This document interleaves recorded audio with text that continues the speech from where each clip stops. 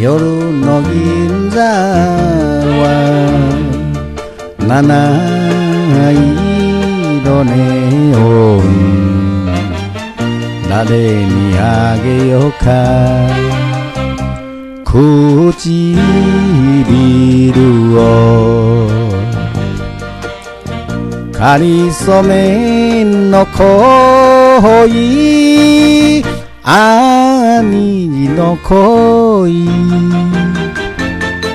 ふと触れ合った指がなし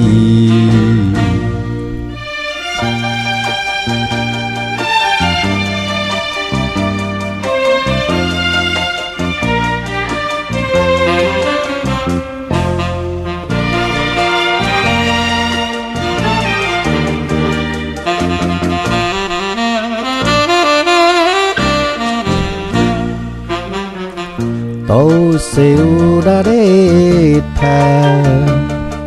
花嫁人形燃えて泣いても笑い顔かりそめの恋兄父の恋幻ならぬ君星や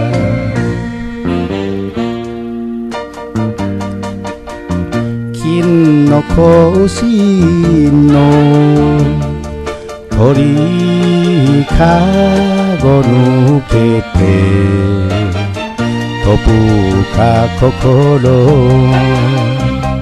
青空へかりそめの恋兄父の恋夜風よ吹くなやわらに